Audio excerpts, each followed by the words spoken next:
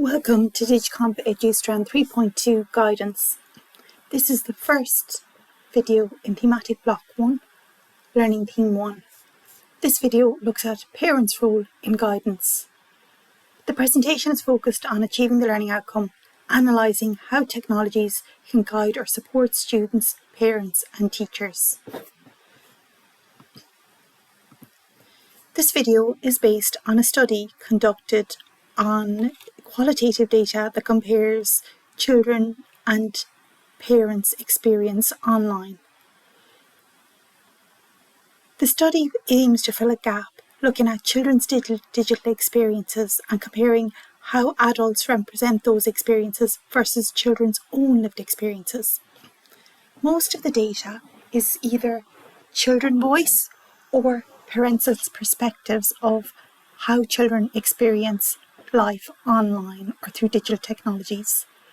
This study analysed 63 qualitative studies which looked at the language that children and parents used to describe children's experiences online. It found that both groups used similar words but with starkly different framing. Parents in particular focused on control and limits of digital technology, and children emphasised the importance of activities and relationships in an online environment. This begs the question, how should children be guided with regard to their digital experiences? Research has shown that parental influence is one of the strongest factors shaping children's technology use, despite what happens in schools. Research identifies 3 strategies that parents use. The first is restrictive mediation, where parents place strict limits on children's digital usage. They restrict time, app controls and device passwords.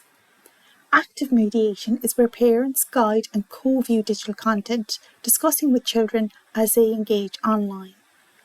Co-use mediation is where children and parents use devices together and share the experience collaboratively.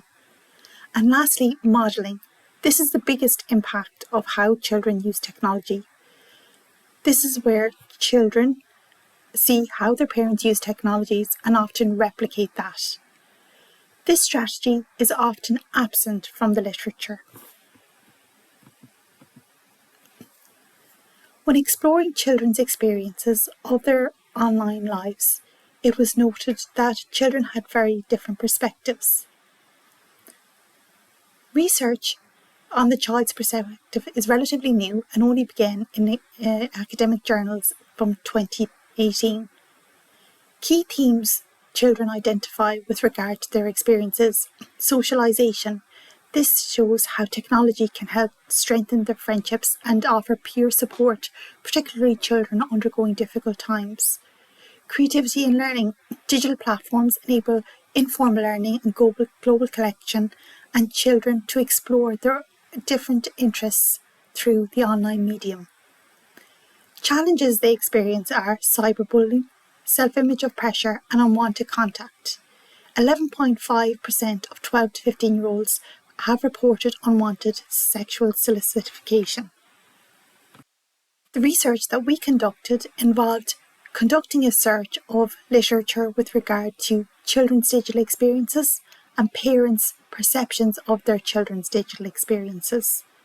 A search was conducted and 63 studies were identified. The studies had extracts from interviews, reflections or qualitative data from parents or children. This data was extracted into a file and an analysis was done using Sketch Engine to compare the languages each group used when describing their digital experiences. The majority of the research was conducted in English-speaking countries, particularly the UK, US and Australia. Other countries involved Malaysia, Africa, Denmark, Norway and China. 44% of papers were with children and 37% with parents. 19% of papers worked with both children and parents. The first theme that emerged was screen time and the use and control. Parents in particular were concerned with the amount of time their children spent online. They often linked time to addiction risk and distinguished between educational and entertainment screen time.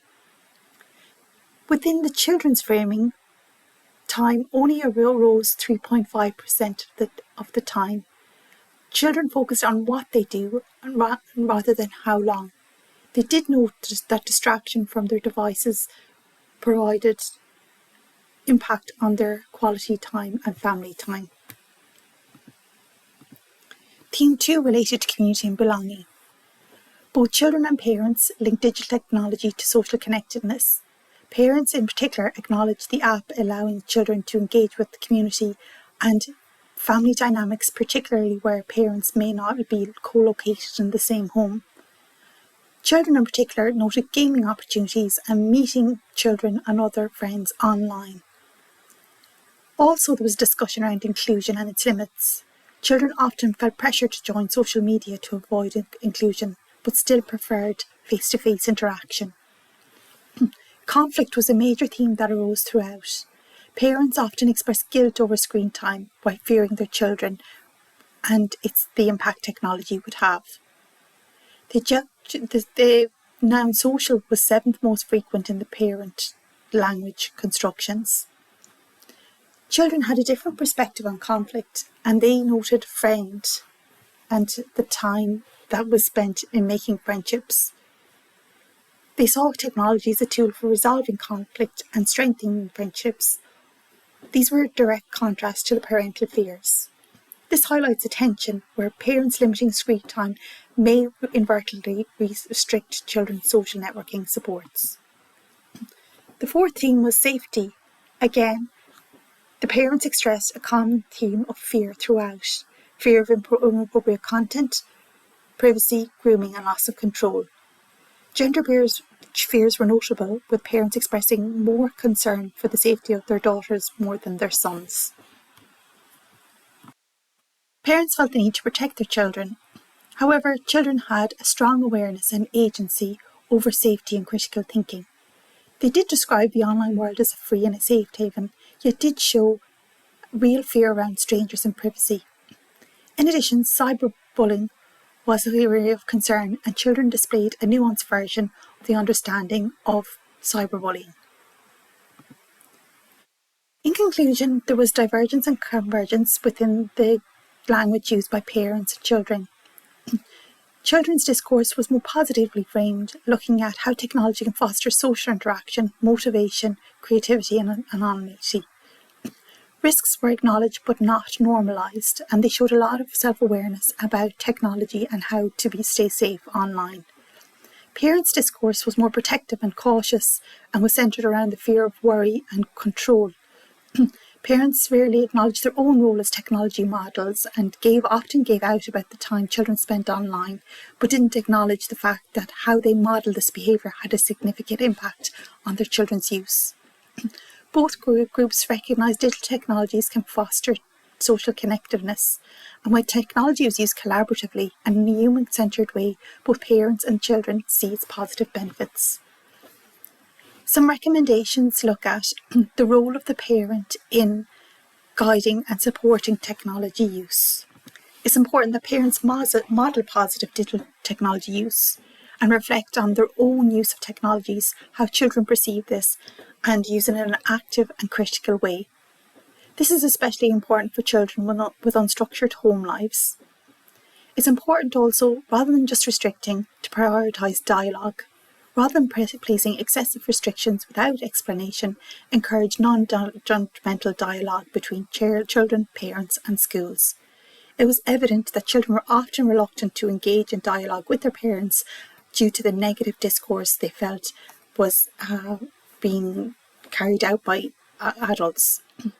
Also including children's voices in digital policy decisions is key. Critical also is building digital and social and emotional intelligence.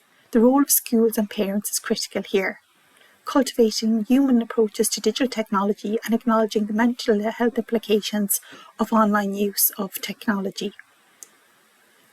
Also, looking at how you can leverage technology for civic participation and creating a shared purpose and goal. This allows technology to be used in a positive way.